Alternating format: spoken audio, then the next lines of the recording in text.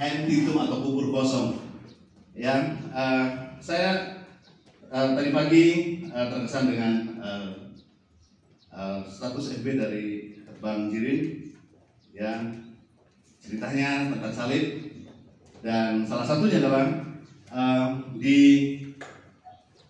waktu itu ada banyak wanita yang datang untuk mendekati Yesus, yang menjumpai Yesus. Wanita-wanita menangisi, mendekat kepada Yesus, berziarah di kubur Yesus.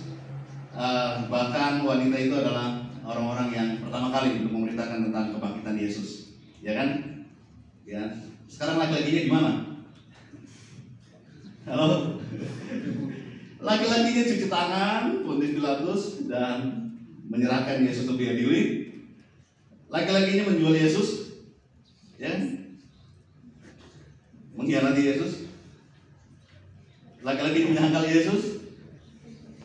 Terus laki-lakinya menjauh dari Yesus waktu Yesus mau disalibkan dan pergi ke aktivitas masing-masing sebagai penjala ikan. Tetapi kali ini saya percaya ada laki-laki yang dibangkitkan untuk mendekat pada Yesus, amin. Ya. Tapi saya juga heran ya, kenapa di gereja bakti STT juga lebih banyak wanita ya? Sebelah sini wanita, sebelah sini pria setengah. Sudah itu masih diisi sebagian wanita lagi. Di gereja-gereja pendoa siapa wanita, sihir wanita, ya aktivis wanita, ya orang-orang di para pendoa isinya wanita, di mana doa wanita, di dalam pelayanan misi banyak wanita. Laki-laki harus bangkit, teman. Saya laki-laki rasanya menyindir diri sendiri. Ayah di mana-mana banyak wanita, ya nggak tahu, mungkin gereja saudara lebih banyak laki-lakinya, mengucap syukur. Tapi kita harus bangkit sebagai pria yang diberkati Tuhan, diurapi Tuhan, amin.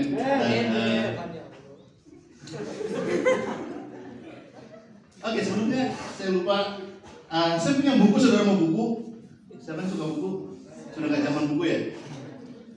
Saya punya buku dari Andrew Wommack. Mau? Mau. Kalau mau ambil, saya punya 4. Ambil.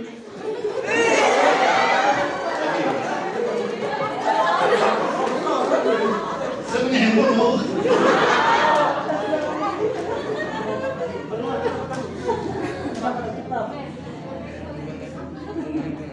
Oke, kalau mau lagi saya masih punya lagi. Oh ya.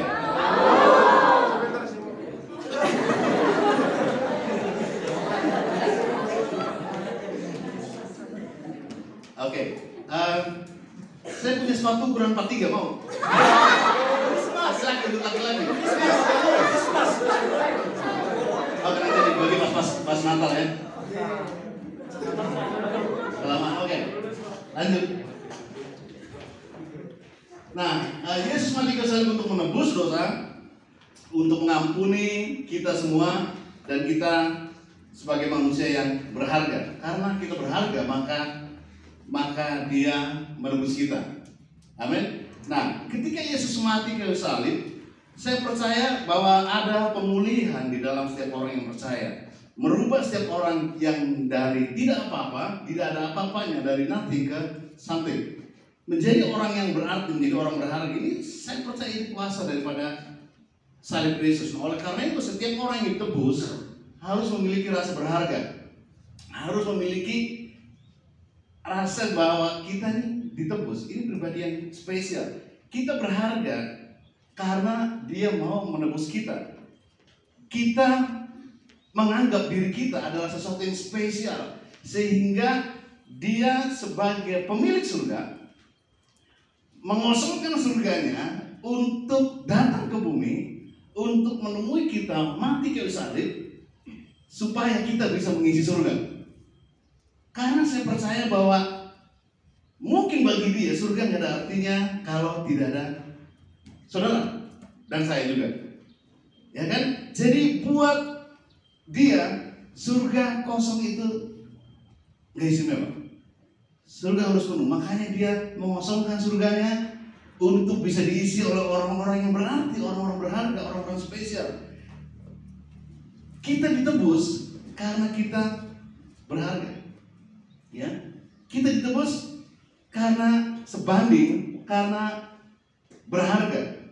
Nah, saudara bisa lihat ada istilah barter ya. Barter itu biasanya sesuatu yang harganya sama atau sama-sama cocok, sama-sama suka, baru ditukar, betul ya? Ya, coba kita lihat di slide berikutnya. Ya, sesuatu yang ditebus karena berharga. Sangat sia-sia kalau kita menebus sesuatu dan akhirnya nggak ada artinya. Saudara pernah gadekan sesuatu gitu kan, terus ditebus. Kalau barangnya nggak berarti pasti nggak perlu ditebus lah ya. Ya. Atau saudara pinjam sesuatu dan ada jaminannya gitu kan, harus tebus. Kalau jaminannya mobil, jaminannya motor, BPKB apa, pasti saudara tebus karena berharga. Ya kalau jaminannya pulpen gitu kan ya, sepatu gitu, mungkin nggak ada, perlu tebus lah, murah juga nggak ada artinya. Ya. Nah sementara orang bertukar gitu karena sesuatu yang berharga atau sama-sama cocok, ya sesuai dengan harganya atau sama-sama senang. Ya, coba kita lihat beberapa contoh. Zaman dulu ada pertukaran antara sayur dengan beras, ya cocok ditukar gitu ya, sama-sama membutuhkan. Ya kan, ada ikan dan ayam gitu kan, orang yang di pantai dengan orang berternak ayam, sama-sama pengen makan daging, ditukar. Ya, sesuai dengan kecocokannya, ya sekilo ikan, berapa kilo daging ayam, ya boleh ditukar lah. Ya. Terus beberapa tahun lalu bapak saya punya burung dan mau ditukar sekian petak sawah. Ya, karena merasa bahwa ini burungnya istimewa. Jadi ada orang yang suka dengan barang-barang yang tertentu. Beberapa tahun lalu ada tanaman yang bisa ditukar mobil, gitu kan? Ya, kayaknya di sini pernah mengalami kejadian-kejadian kayak gini. Ya, sisa-sisanya masih ada di situ. Ya kan, itu mobil loh. Ada Innova, ada Avanza. Ya, beberapa tahun lalu seharga, ya. Terus beberapa waktu lalu ada batu akik ditukar dengan rumah. Batu akik sampai ratusan juta. Ya, karena merasa ini spesial, tukar dengan rumah saya. Ya, ada yang begitu. Ya, kalau anak mahasiswa laptop dengan kamera gitu kan ya, cocok, udah tukeran lah. Ya, sama-sama membutuhkan. Ya. Karena cocok, karena pas, maka itu bisa ditukar. Ya, ada lagi handphone dengan uang gitu kan, butuh uang, jual handphone untuk bayar praktikum, bayar wisuda, bayar apa, ditukar dengan uang dan oke, cocok gitu. Tapi coba lihat ini cocok nggak? Enggak ya. Saya senang dengan kejujuranmu waktu menyakitkan. Itu sebanding lah. Ini sebanding, ini yang satu ini hero ya saya. Itu brengsek. Ini kacau. Ya, sewaktu saya bertobat, nggak ada yang percaya kalau saya bertobat. Nggak ada yang percaya kalau saya hidupnya berubah. Sewaktu saya jadi hamba Tuhan, makin nggak percaya lagi. Makin di tengah-tengah kematian papa saya, ada saudara saya datang jauh dan nggak pernah ketemu lagi. Sewaktu dia datang, di tengah-tengah yang lain pada terharu, pada nangis, dia ngomong, aku nggak percaya kalau dia jadi hamba Tuhan. Ya, dia jadi pendeta. Ah, masa sih? Bukannya dulu kayak gini. Ya memang, tetapi Yesus mati kayu salib karena menganggap saya berharga. Mungkin orang lain nggak menganggap saya berharga, ya nggak apa-apa. Tetapi Yesus menganggap saya sebagai orang yang berharga, maka dia tebus saya. Sewaktu saya menjadi orang yang dianggap Tuhan berharga, maka saya perlu untuk menghargai diri saya bahwa saya adalah orang berharga. Bahwa saya nggak perlu merendahkan diri saya nggak perlu mempermalukan diri saya nggak perlu untuk membuat saya menjadi orang yang minder, orang yang rendah, yang nggak berarti, yang nggak ngerti apa-apa, nggak bisa apa-apa, dan menganggap saya nggak berharga. Padahal Yesus mati di salib karena merasa bahwa saya berharga. Yesus mati di salib karena menganggap saudara berharga. Iya enggak? Kalau nggak berharga, nggak perlu ditebus. Kalau nggak cocok harganya, nggak perlu ditebus. Ya kalau saudara punya barang digadekan dan akhirnya pengen ditebus karena nggak merasa nggak berarti, nggak berharga, udah kadaluarsa, udah apa, udahlah nggak usah. Tetapi ini berharga, maka ditebus, bahkan bukan dengan emas, perak, permata, bukan dengan angka, bilangan rupiah, tetapi ini dengan darahnya sendiri. Maka saya percaya saya adalah orang yang sangat berharga. Halo? Saudara berharga? Jadi sewaktu saya ditebus, maka saya dengan segala keberadaan saya, maka saya dengan segala apa yang ada di dalam diri saya dianggap sebagai berharga. Cara saya berbicara itu berharga, waktu saya berharga, tubuh saya berharga. Maka orang yang menghargai hidupnya nggak akan menyia-nyiakan tubuhnya, waktunya, perkataannya, sikapnya, tingkah lakunya, karena semuanya adalah berharga. Kita ditebus bukan cuma tubuhnya aja, tetapi seluruh potensi yang ada dalam diri kita semuanya ditebus. Oleh karena itu apa yang kita miliki itu sudah ditebus oleh Tuhan, dan itu semuanya berharga. Kemampuan bernyanyi berharga, kemampuan musik berharga, kemampuanmu berbicara berharga, kemampuanmu negosiasi itu berharga, kemampuanmu untuk mengkonseling itu berharga. Maka kembangkan itu menjadi sesuatu yang berarti. Karena kalau enggak, maka kita adalah orang yang cuma ditebus tubuhnya aja atau jiwanya aja. Kita selamat, yes, tapi di dunia kita nggak melakukan apa-apa. Selama kita menjadi orang yang berharga, maka kita akan memanfaatkan segala sesuatu yang ada dalam diri kita untuk selama di bumi ini menjadi orang berarti. Halo? Yes? Mari kita lihat di slide berikutnya. Antito 1 Korintus 15 ayat yang ke-17. Dan jika Kristus tidak dibangkitkan, maka sia-sialah kepercayaan kamu, dan kamu masih hidup di dalam dosamu. Jadi sewaktu kita ditebus, Yesus mati, tetapi dia bangkit lagi.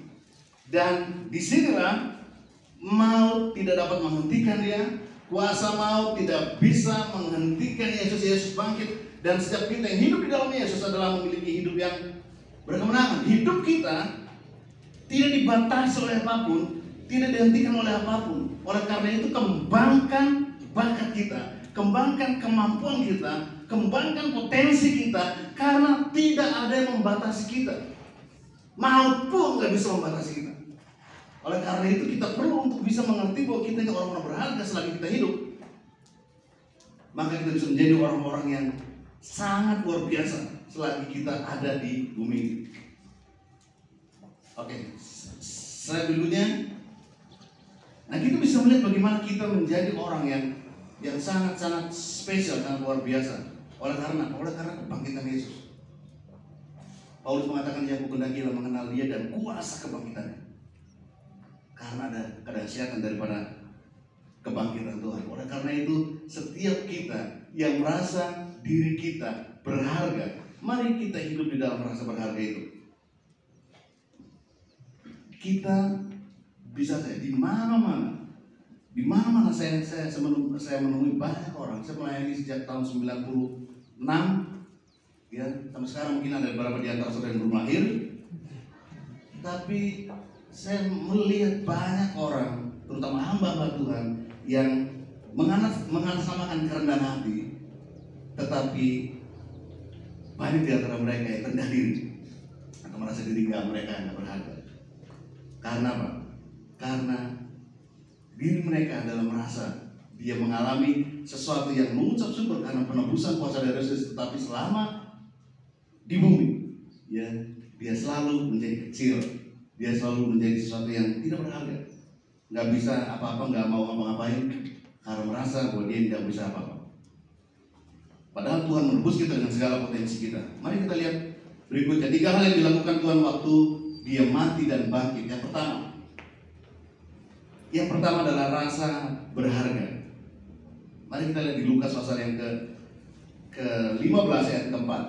Siapakah di antara kamu yang mempunyai 100 ekor domba dan jika ia kehilangan seekor di antaranya, tidak meninggalkan yang 99 ekor di padang gurun dan pergi mencari yang sesat itu sampai ia menemukannya? Kenapa?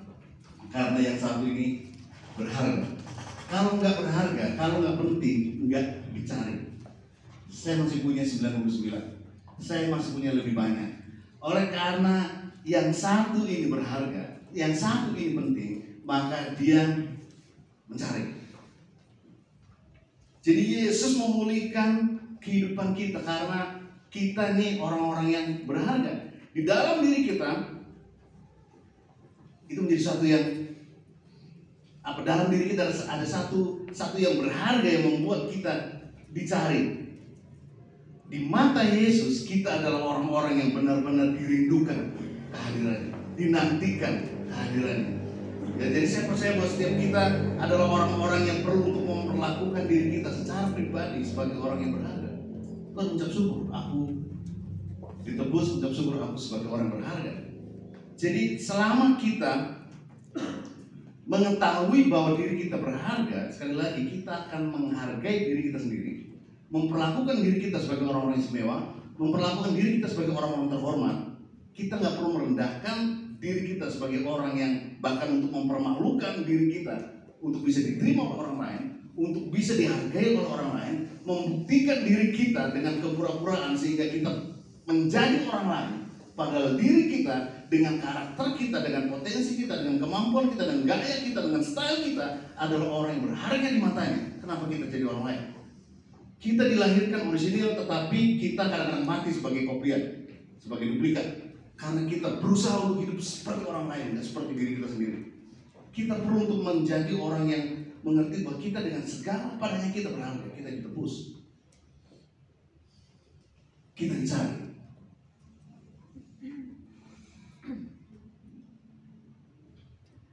Amin. Mari kita lihat yang kedua, potensi.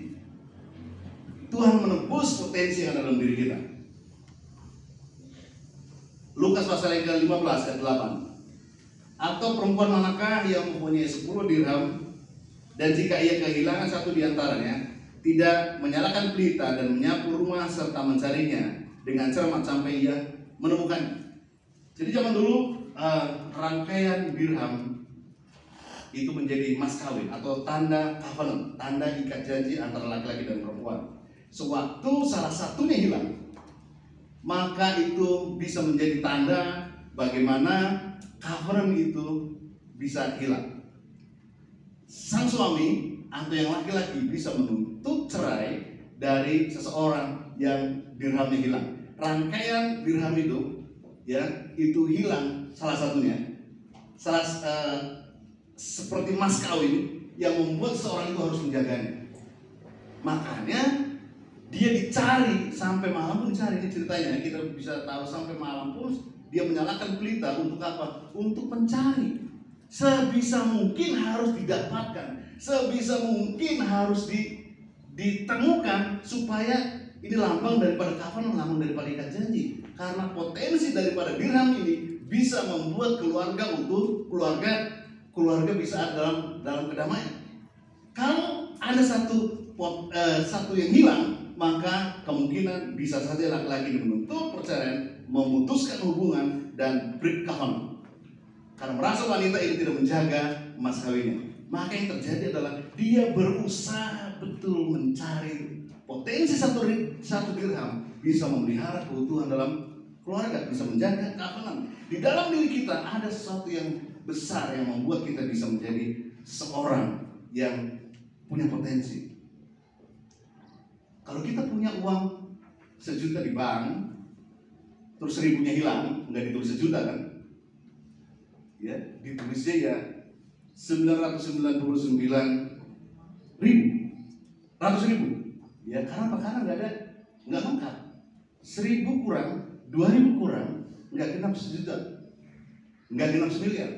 Nah, maka kita bisa tahu bahwa dalam diri kita ada kemampuan untuk bisa menjadi seseorang yang bisa mengembangkan jemaat, bisa melipat gandakan pertumbuhan, bisa membuat jemaat semakin baik dengan potensi kita. Kita bisa melayani jemaat dengan apa yang kita miliki. Oleh karena itu banyak gereja sekarang membuka banyak ministry, banyak pelayanan supaya bisa mengakomodasi anggota jemaatnya supaya bisa maksimal, supaya bisa membantu pengembangan gereja. Karena kalau enggak, yang terjadi adalah karir anggota gereja hanya berhenti di pimpin pujian, ya kan, guru sekolah minggu, terus pengkhotbah muda remaja, muda dewasa, jadi penyanyi, singer, pimpin pujian, mentok, karena nggak bisa naik lagi, ya. Gembala digantikan anak gembala lagi, ya. Potensi cuma itu aja. Padahal bisa punya pelayanan lain, sama berharganya, sama pentingnya untuk membantu pengembangan jemaat. Ya, bisa main teater, bisa kunjungan antar jemput jemaat, ya, bisa dekorasi, bisa membangun suasana ibadah dengan baik, ya, mengatur menjadi semacam IO untuk membangun event-event, membuat event-event khusus untuk bisa mengembangkan jemaat, menarik, ya, bisa buat apa saja. Ada banyak jemaat saya yang nggak pandai berbicara, nggak pandai depan, tapi dia sangat potensi dalam bidang lain. Ada satu jemaat yang dari perjalanan dia nggak bisa apa-apa, ngomong nggak bisa, kesaksian nggak bisa, apalagi bimbing nggak bisa, ya, nyanyi nggak bisa, main musik nggak bisa, ya, dia cuma bisa ikut-ikutan aja. Jadi saya lihat ini anak ini bisanya apa sih, ya, nggak bisa ngapa-ngapain, apa gunanya di gereja kalau cuma bikin panas kursi aja, habis itu selesai lagi gitu kan. Tapi yang jelas dia punya potensi.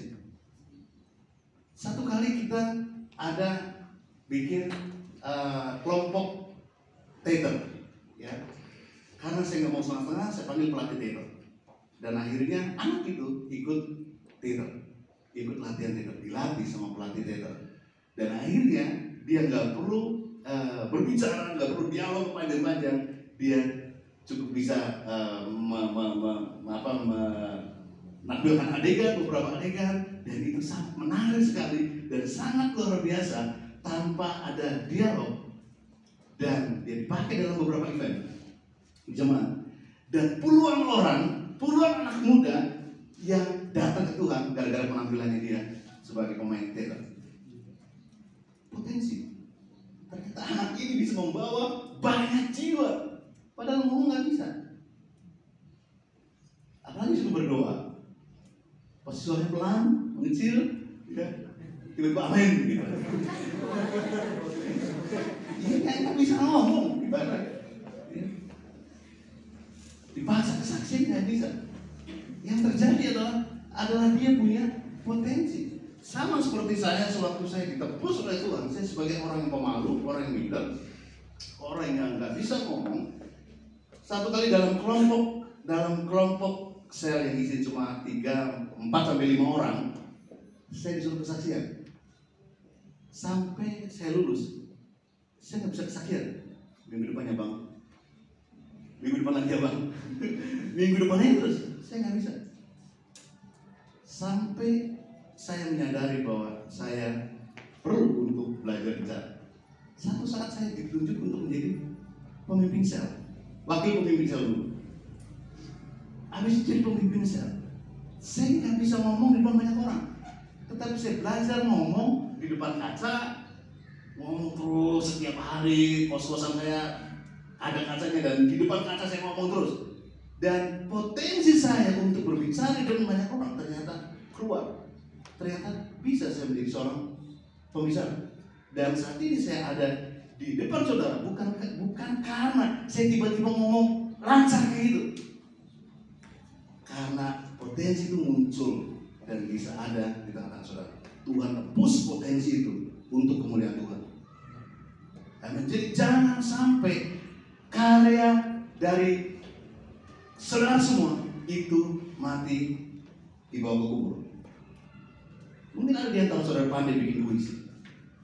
Ada di antara saudara yang bisa membacakan puisi ataupun penghayatan. Satu teman saya nggak bisa ngapa-ngapain dulu, cuma bisa baca puisi.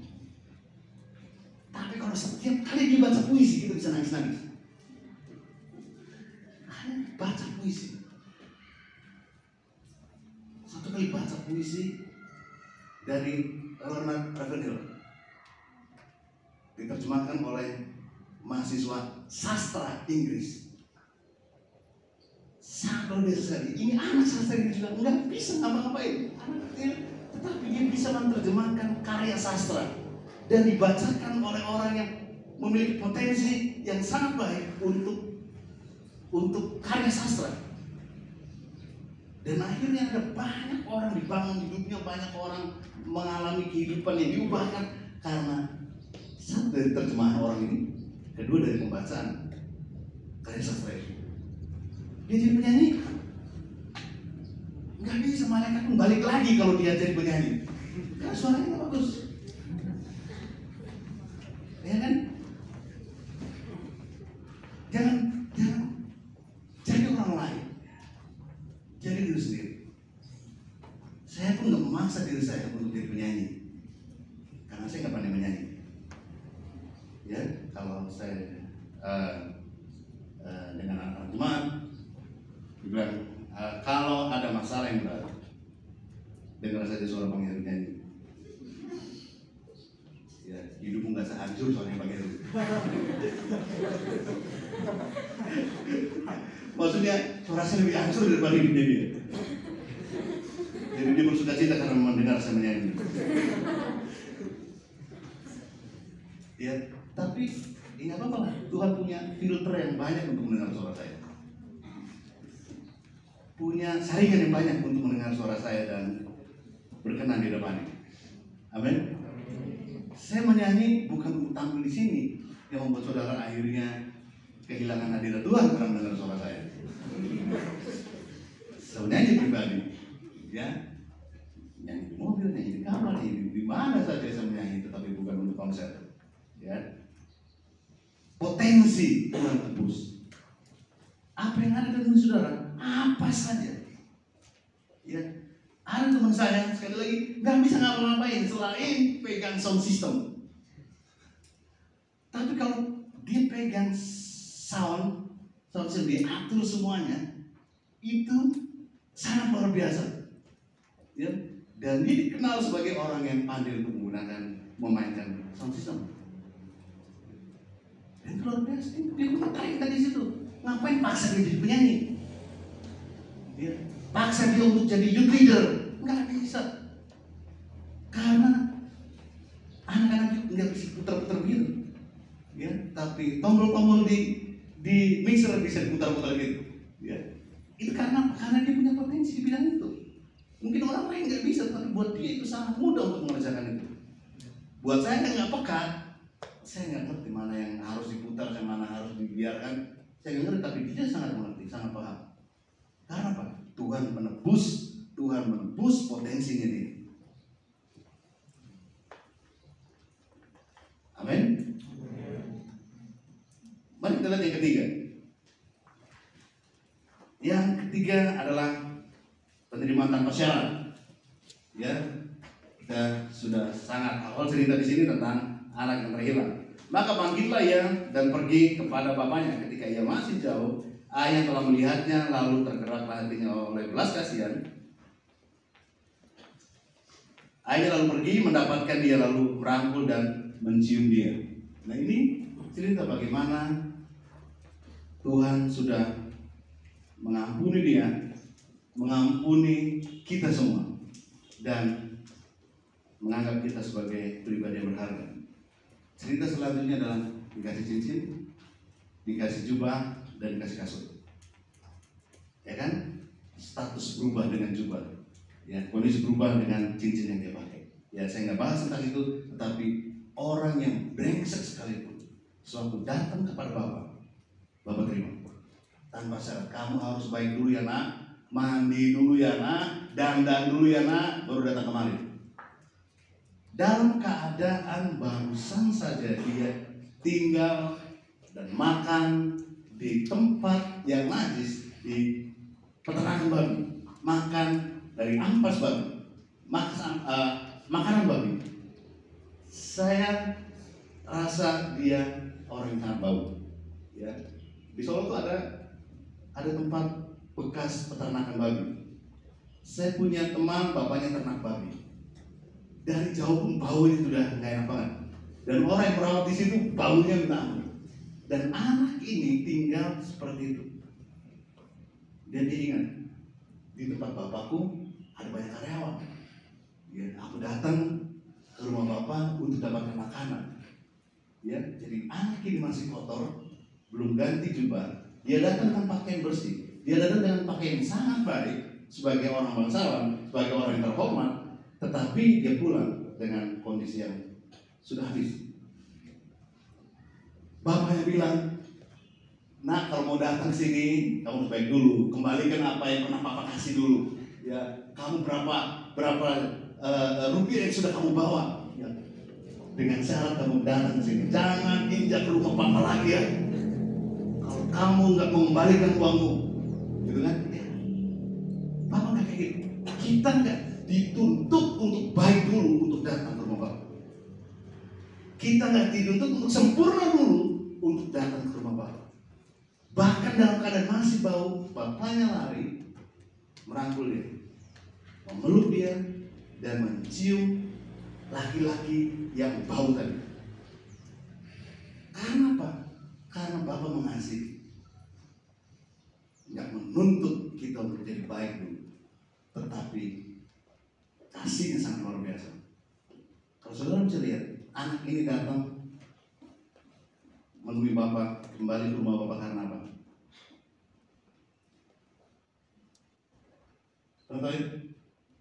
Karena ada makanan di rumah bapak. Motivasi dia datang ke rumah bapak pun hanya untuk makanan. Tapi nggak peduli. Bapak begitu sayang sama dia. Apapun motivasi awalnya, tetapi bapak merangkul dia, berlari untuk memeluk dia. Karena kalau enggak, maka anak ini kemungkinan akan dilemparin oleh warga situ, oleh masyarakat situ karena sudah mengkhianati bapaknya, sudah durhaka terhadap orang tuanya. Yang di dalam hukum pada zaman itu bisa saja dia dirajam karena anak durhaka. Dia mengambil warisan selagi bapaknya masih hidup, dia menghambur-hamburkan hartanya, tetapi bapaknya meluk dia. Mungkin orang lain nggak kenal, tapi bapaknya masih kenal. Bapak menanti kita dengan kondisi apapun, tidak menuntut, kamu pandai nyanyi dulu baru bisa melayani Tuhan. Kamu harus dandan yang rapi dulu baru bisa melayani Tuhan. Kamu harus punya ini dulu, itu dulu baru bisa melayani Tuhan. Saya melayani Tuhan nggak punya apa-apa, tapi Bapak mengizinkan saya bisa melayani Tuhan. Saya nggak punya skill apa-apa, saya cuma gulung-gulung kabel, saya melayani Tuhan. Ya, saya cuma urus-urus kursi atau atur kursi. Saya melayani Tuhan. Gulung tikar, gelar tikar, angkat gitar, bawa kasihkan ke pemain gitar, bukan saya main gitar. Siapkan mic untuk penyanyi, bukan saya nyanyi. Waktu itu alat musik kita masih bongkar pasang, saya harus set drum, set semuanya untuk supaya orang lain bisa tampil. Sementara saya duduk di belakang hanya menikmati orang yang main. Dan saya mengucap syukur, saya nggak bisa apa-apa. Saya cuma bisa ngatur itu, tetapi saya punya kesempatan untuk melayani Tuhan. Saya nggak dituntut untuk pandai main drum dulu, baru saya bisa melayani Tuhan. Saya nggak dituntut untuk pandai bicara dulu, baru saya bisa melayani Tuhan. Jangan sampai kita bisa menjadi orang yang terhilang di rumah Bapa sama seperti anak sulung tadi. Kita bisa saja menjadi anak sulung yang terhilang di rumah Bapa dengan tidak bisa menikmati apapun di rumah Bapa. Oleh karena itu, saudaraku, terutama mahasiswa anak-anak muda, mari kita bisa melihat. Pertama, bahwa ada Tuhan yang menganggap kita berharga, yang Dia harus mencari kita sampai Dia menemukan. Dia menebus semua bakat, semua potensi yang ada dalam diri kita. Ya. potensiometer, ya, kalau saudara ada volume di sekarang nggak ada, semua pakai handphone ya. Dulu ada TV, ada radio yang ada potensiometernya, ada sound system yang ada potensiometernya, ya. Ada 1 sampai 10 misalnya, dan 0 sampai 10, ya. Kalau potensi kita sampai 10, ya sampai 10 lah, ya. Kalau cuma kita tampil sebagai 1, 2 aja, kalau dalam sound system misalnya, itu suaranya masih kecil. Saudara masih punya potensi sampai 10, ya. Keluarkan potensinya. Kapasitas kita luar biasa. Oleh karena itu, mari kita belajar untuk bisa menghargai potensi yang Tuhan kasih. Bakat apapun yang Tuhan kasih bisa dipakai untuk mempermuliakan Tuhan. Ya, sewaktu saya masih punya anak, masih bayi-bayi, anak saya, istri saya bukan cuma suka gambar, tapi juga suka jahit, suka motong-motong, suka apa segala macam. Jadi ada pakaian dipotong, dijahit lagi untuk anak saya yang perempuan, ya. Terutama untuk anak perempuan, karena anak perempuan tuh dibikinin rok, dibikinin baju, dibikin apa tuh kelihatan menarik gitu. Jadi istri saya tuh harus setelah tidur, anaknya tidur sudah jam 10, jam 11, baru setelah itu dia kerja. Setelah dia kerja dia jahit apa segala macam, ya dia punya mesin jahit portable yang bisa dibawa-bawa gitu. Jadi akhirnya tengah malam pun dia jahit sampai jam 2, jam 3. Menurut saya yang laki-laki, ngapain sih beli aja di pasar Klewer kan cuma 20.000.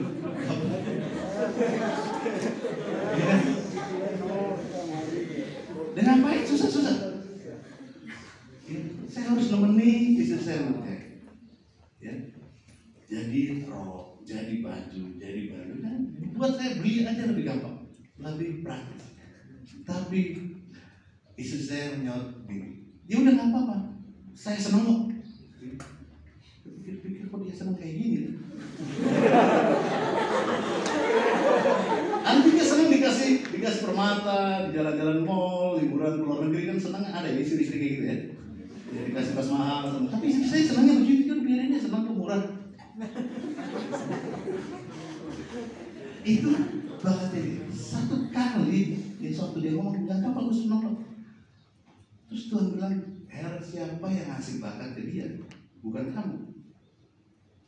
Jadi ada dalam diri saya ada sebuah perkataan yang siapa yang memberi bakat dia? Bukan kamu. Ngapain kamu tahan dia untuk mengembangkan bakatnya? Ngapain kamu larang-larang dia untuk mengembangkan bakatnya? Jadi dia gambar-gambar tengah malam apa segala macam. Sampai akhirnya saya nggak nyangka kalau sekarang misalnya sudah ada di sini, ada di Canberra, ada di New York, ada di mana. Karena saya membiarkan dia untuk mengembangkan potensi. Coba kalau saya larang dia dari dulu, dia pun stres karena nggak bisa gambar, saya pun stres karena marah-marah terus. Ngapain sih kamu gambar? Ternyata saudara mungkin punya bakat sendiri, bikin puisi, kayak bikin lagu, kayak apa, kayak. Ya. Yang jelas kita bisa menjadi orang-orang berharga dengan potensi kita. Amin. Saudara punya potensi apa? Potensi melanggar aturan. Politika itu. Jangan, ya. Oke, beberapa poin lagi kita akan selesai. Kebangkitan untuk menghidupkan apa yang telah mati. Ya, jadi semua yang mati, potensi kita, kemampuan kita, bakat kita yang pernah mati, Tuhan bangkitkan lagi. Saya ternyata punya kemampuan untuk bisa berbicara depan banyak orang, tetapi dimatikan karena saya minder, karena saya pemalu, saya nggak bisa berkembang. Tapi apa yang sudah mati itu dibangkitkan lagi. Dan ternyata puji Tuhan, paling nggak di depan saudara saya bisa berbicara. Mengucap syukur karena apa yang sudah mati tadi bisa bangkit lagi. Amin. Pencuri datang hanya untuk mencuri, membunuh, membinasakan. Aku datang, Yesus datang supaya mereka mempunyai hidup dan hidup dalam segala kelimpahan, dalam hidup yang kelimpahan. Satu saat saya akan bisa sharing tentang hidup yang berkelimpahan di dalam semua potensi yang Tuhan beri.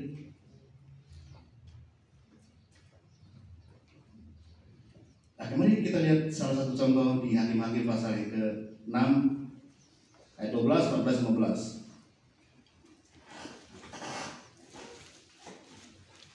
Hakim-Hakim pasal yang ke-6.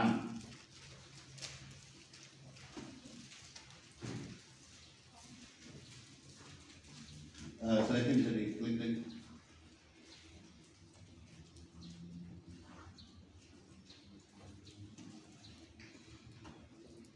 Oke, cerita tentang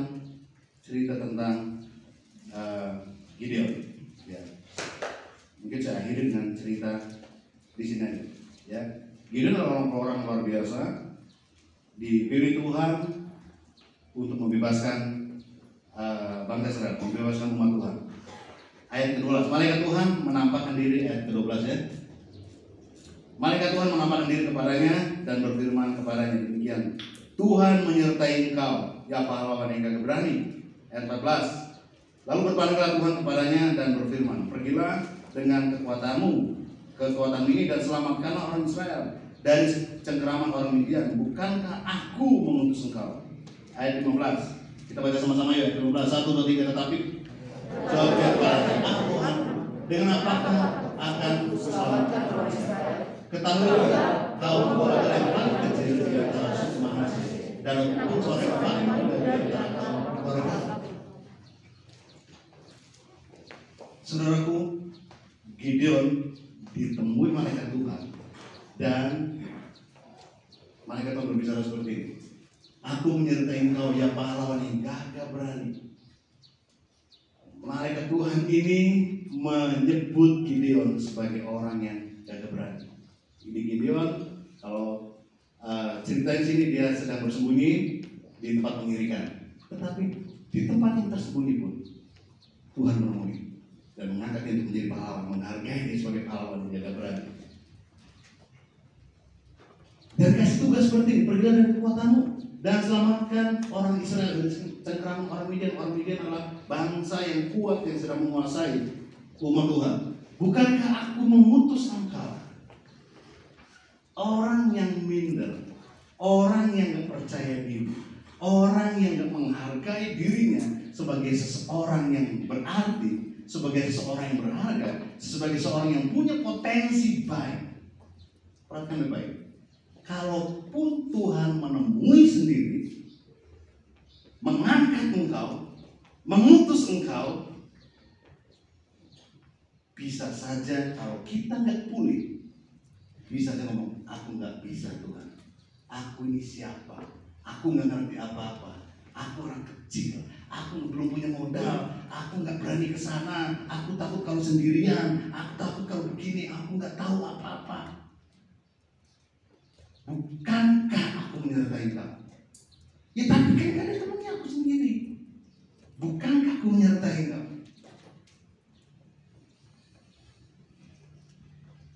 Kalau orang yang belum pulih di dalam rasa berharganya, sampai Tuhan datang pun nggak berubah hidup kita.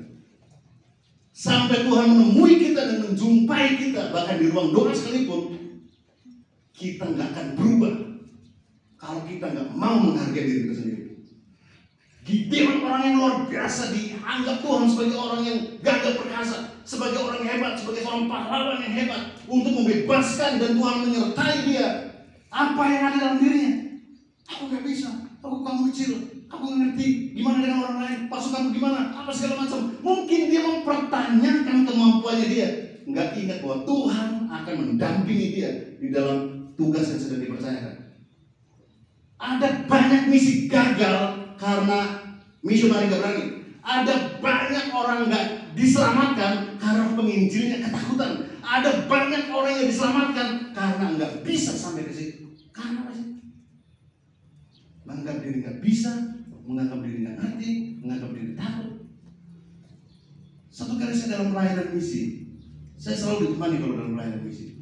Saya diserai oleh teman saya, dan misi saya bukan misi yang hebat-hebat. Ya, misi saya pergi ke Surabaya, pergi ke Salatiga, pergi ke Magelang, merintis jemaat, memulai jemaat, naik motor. Jadi kehujanan, kepanasan, segala macam. Satu kali saya nggak ada yang nemani, jadi saya sendiri.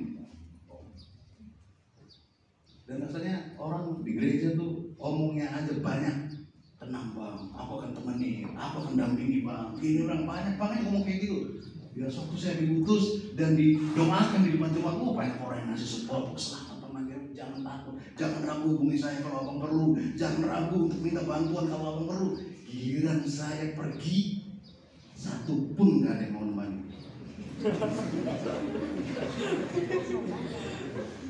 Ini aku Tuhan utuslah dia. Jadi satu kali saya benar-benar kecewa betul. Orang ngomong aja nih gitu. Selama saya naik bis Mira dari Jogja ke Surabaya, saya sendiri dan saya merenung. Her, tenang aja, aku menyertai kamu. Cukup. Sejak itu saya kemana-mana sendiri. Saya merintis jemaat pun nggak minta modal, nggak ngajuin proposal, karena saya tahu Tuhan menyertai saya. Amin. Kalau orang hidupnya nggak pulih, sekali lagi Tuhan menjumpai kita dan mengutus kita pun kita tetap nggak mau. Nih sama kayak gini. Padahal ceritanya suatu Gideon maju, Tuhan menyertai kan. Langsung 32 orang menyertai dia. Daftar jadi pasukannya, betul kan? Dipakai sampai akhirnya berapa? Cuma 300 orang tuh. 300 orang pun akhirnya nggak perang kan? Semua musuhnya mati karena ada hujan batu dari atas. Tuhan yang berperang. Bukan dia, tapi Tuhan butuh orang. Tuhan butuh orang. Tuhan butuh Elia, butuh Daud, butuh Gideon, butuh Musa. Tuhan butuh orang. Walaupun dia bisa lakukan tanpa orang, tetapi Tuhan mau bersama dengan kita. Amin. Jadi siapa orangnya? Harus ada orangnya yang mengerti bahwa dia memiliki potensi dan menghargai penyertaan Tuhan, bahwa ini yang harus kita lakukan. Jadi penebusan Tuhan itu menebus semua potensi yang dalam diri kita. Rasa berharga kita yang jadi sangat penting. Amin. Amin. Satu saat saudara pergi ke ladang misi, belum ada sponsor. Kalau saudara diutus Tuhan, yakin diutus Tuhan, akan ada orang yang support kehidupan. Amin. Tapi jangan pura-pura diutus Tuhan padahal nggak diutus.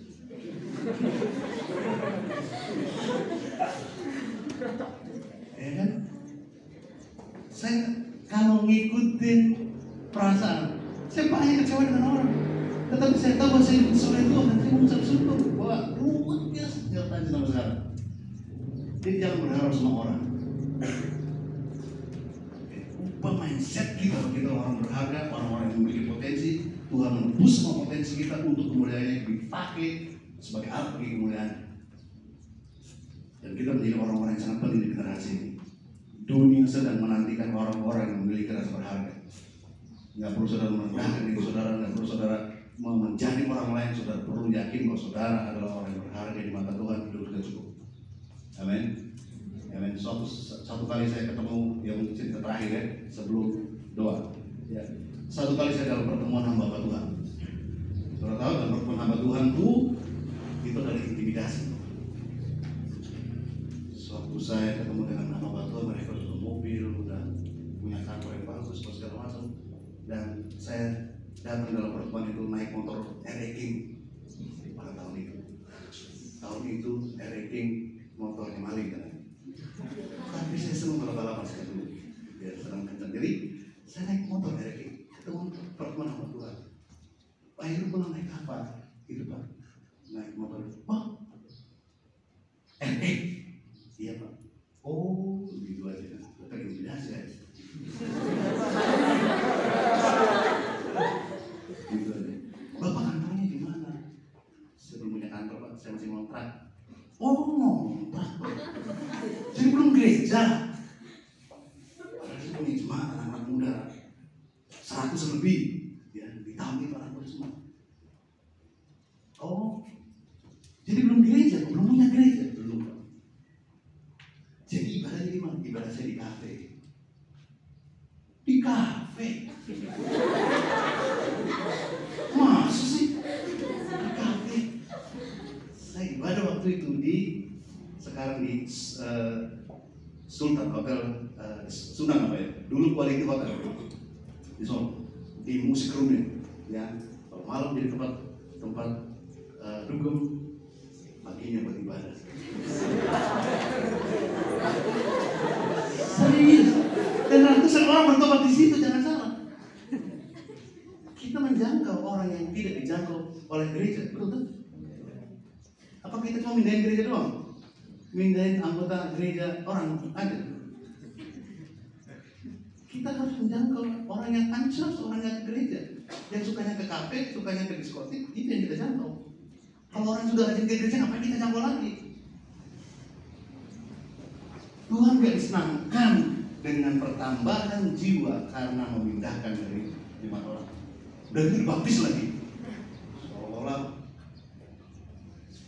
saya menjangkau orang yang memang tidak dijangkau oleh gereja. Ya, orang-orang yang dibuang oleh gereja tetapi dihargai oleh Tuhan. Itu tadi makanya orang nggak bisa apa-apa, nggak bisa nyanyi, nggak bisa. Kalau perpindahan di musik mah banyak antar gereja tuh banyak lah. Saudara akan mengalami sebagai orang yang ada dalam lingkungan gereja. Kamu dibayar berapa di gereja sana? Pindah aja di gereja tuh bayarnya segini. Saudara jangan tertarik dengan kayak gitu. Amin. Saudara harus melayani dengan keaslian saudara sendiri. Nilai saudara tidak dibayar dengan uang. Harga diri saudara tidak dibayar dengan uang. Saudara berharga karena Tuhan sudah menebus saudara. Dan hargai apa yang sudah Tuhan percayakan. Hormati apa yang sudah Tuhan percayakan. Kembangkan apa yang sudah Tuhan percayakan. Amin. Satu kali saya ditawarin pindah ke Jakarta, pindah ke Bandung, ya, pindah sini, saya kasih kantor, saya kasih ruko, saya kasih apa. Tuhan percayakan saya di Solo. Susah di Solo, betul susah di Solo. Susah saya di Solo. Tapi ini kepercayaan Tuhan, saya jadi happy di Solo. Saya happy dengan orang-orang yang saya temui, saya happy dengan orang-orang saya lain, dan saya happy juga dengan saudara. Karena apa? Karena saya berusaha untuk menghargai apa yang Tuhan percayakan. Berapa kali saya ingin ditarik ke tempat lain, ada di gereja yang lebih besar lagi, saya mengucap dulu. Saya ada di dalam apa yang sudah Tuhan percayakan. Itu saja. Masalah jumlah, masalah banyak bukan ukuran. Kesetiaan di mata Tuhan itu ukurannya, bukan masalah jumlah. Amin. Hargai diri kita. Boleh tinggi musik naik. Penyanyinya juga jangan izinkan saya menyanyi seperti ini.